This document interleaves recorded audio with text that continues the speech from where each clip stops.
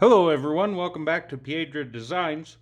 Once again, I find myself on a Tuesday afternoon, just about 48 hours away from my normal upload time, and my original project for the week has another setback. So, trying to decide what to come up with, I asked the wife. I was kind of stuck on anything just with my available material and the time I had left. She was like, well, why don't you make a little mortar and pestle? So I thought, okay, I can do that. I've got some little stuff. I already kind of went ahead and rounded it out. This is a piece of cherry limb. I've got a glue block made up just so I don't have to waste any of the cherry for parting off. And then for the pestle, I've got this piece of choke cherry. This came off of a big firewood log that a friend had given me. I'm going to try to get a good almost 2-inch cylinder out of this piece because of the way it is twisted and split. I'm not sure if I'll get that. If not, I'll go to plan B. I do have a chunk of maple I could cut and get that done, but I would prefer not to have to do that. So we're going to try this piece of choke cherry and see if we can get a piece out of that for the pestle. But as a piece of firewood and just split with an axe, that's going to be fun getting that roughed down. Anyway, let's see about getting this glued up.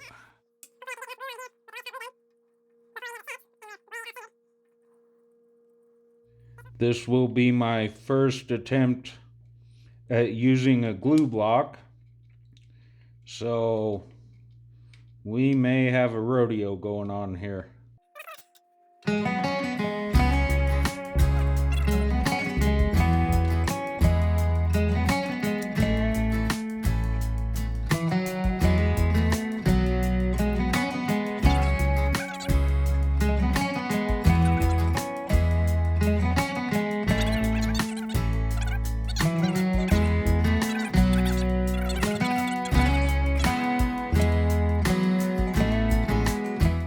So we'll give that a few minutes to cure up before we go to turning.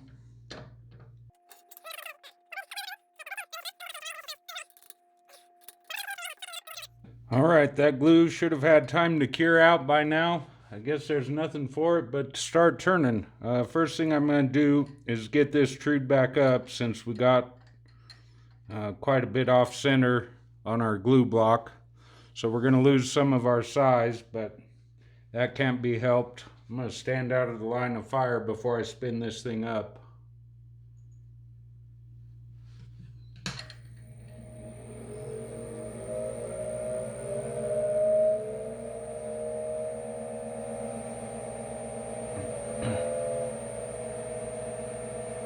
There's about 1,000 RPM.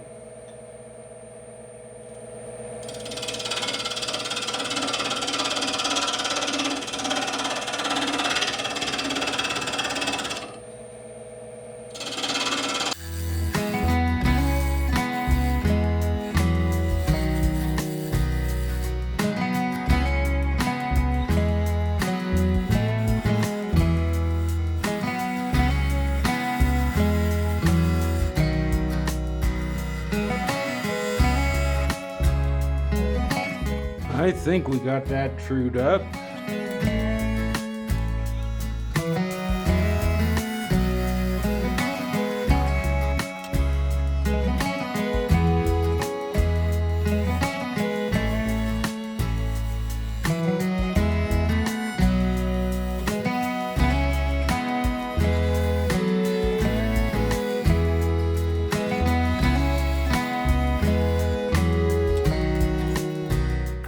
I think just for as small as this thing is, we don't have a whole lot of room for making any design.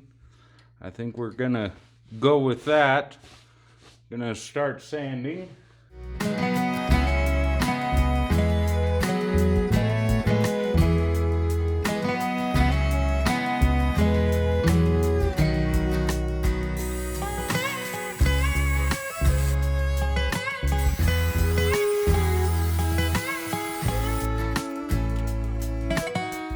Think we're gonna call that good. Time for the sanding sealer. Sanding sealer is just store-bought shellac, cut down about 50-50 with some denatured alcohol.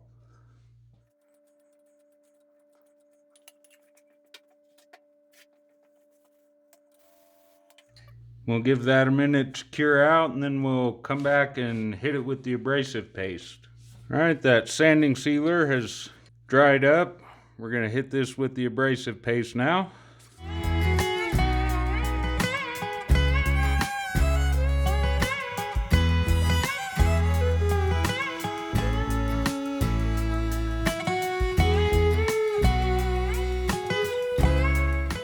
And that looks pretty good. We'll hit it with the Axe polish and restoring paste, and then we will get to hollowing out.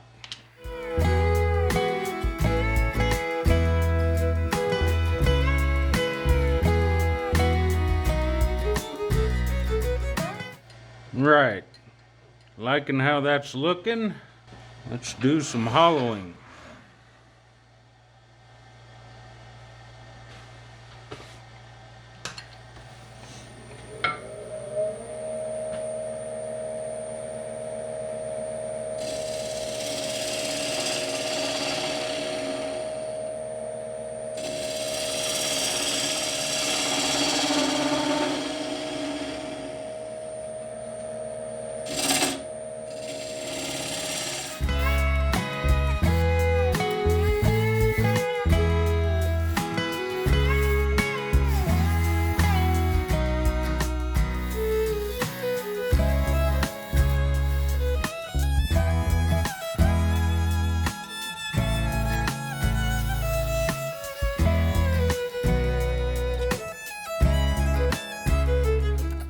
I'm still almost half an inch from the depth that I had envisioned of leaving a half an inch bottom on that, simply because it is supposed to take a lot of downward force in use.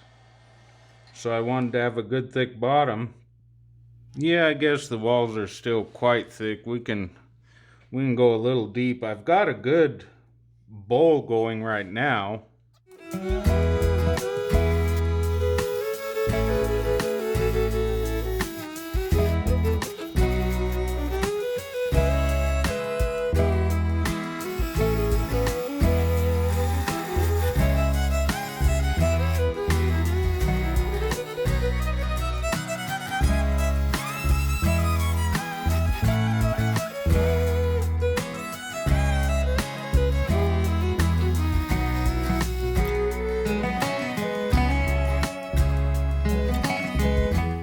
Not gaining much on the depths now, but I've got a pretty good radius in there for the intended usage.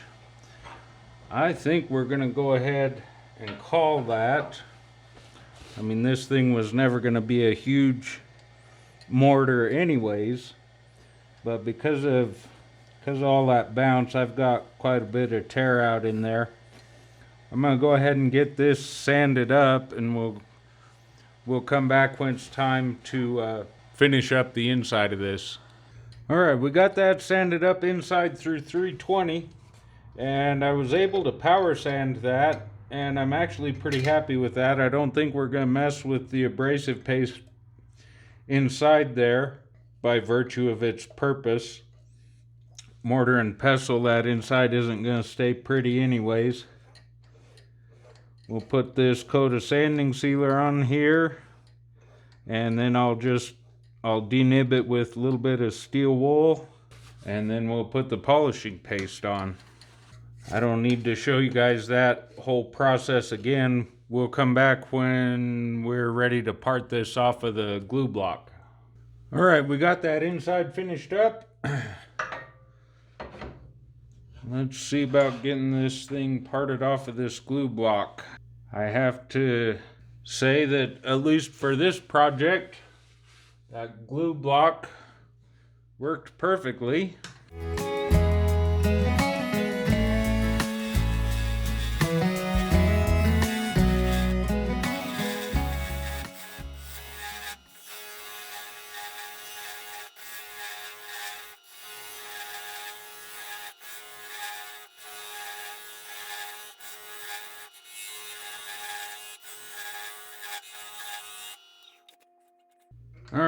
I don't think I want to press my luck anymore with the glue block. We'll go ahead and just cut that off now.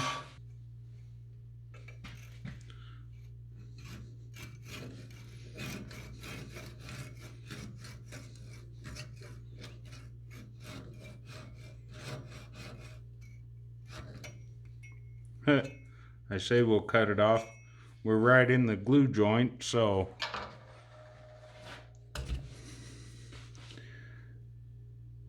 yep. Good thing I stopped when I did. That was about the last place the glue was holding that. But we'll get that bottom finished up. In the meantime, let's get switched over and see if we can't turn our pestle. Alright. This is going to be fun to get roughed down. See what kind of speed we can get. Only about 580 it looks like to start with.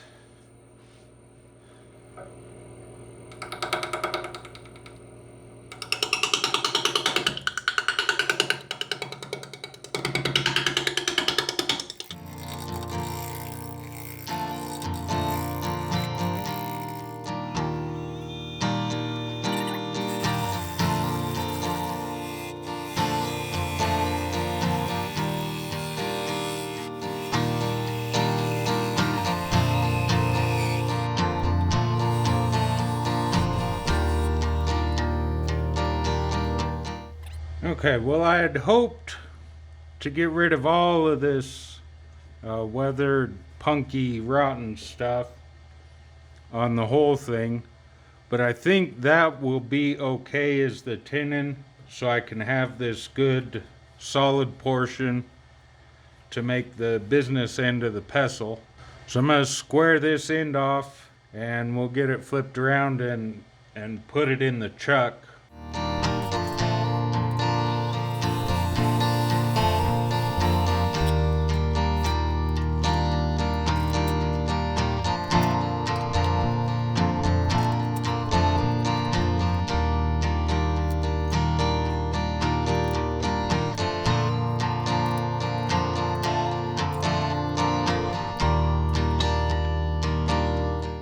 Alright, I had a little bit of camera issues.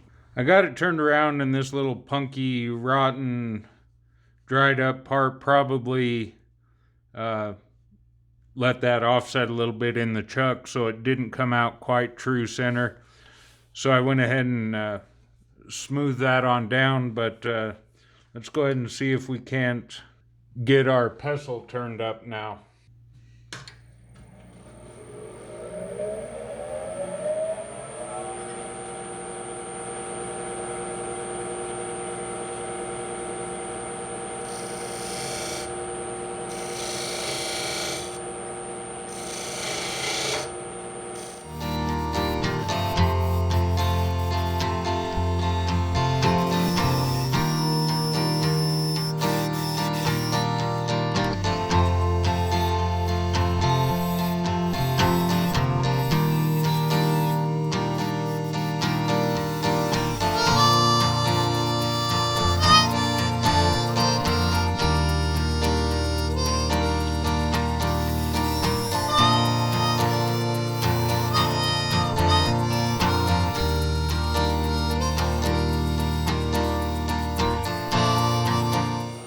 I still just don't like the spindle gouge.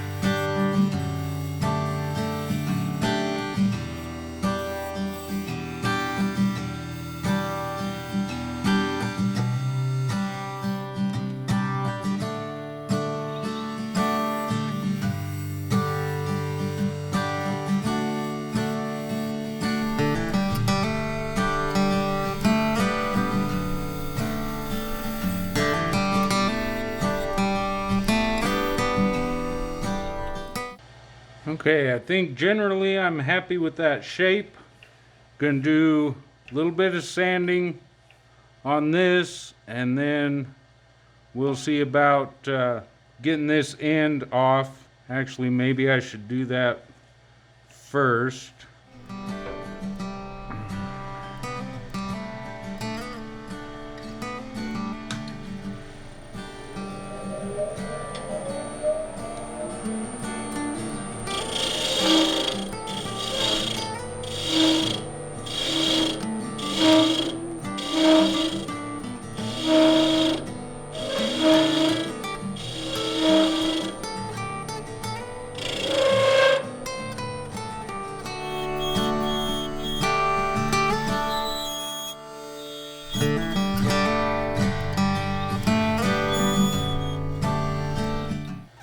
Alright, I think we can sand that up now. So that's power sanded up through 320 now. With the power sanding, I'm really happy with that. I don't think we're going to mess with the abrasive paste. Again, just by nature of what this is intended to be used for, that finish isn't going to stay really nice very long anyways. But like I said, I'm really happy with that power sanded finish up to 320. We're just going to put some sanding sealer on that. Again, I will denib it with the steel wool and then put the polishing paste on it, and we'll get back when it's time to part this off. Alright, we got that finished up. Now it's time to see if I can get this parted off and still continue that curve a little bit farther around.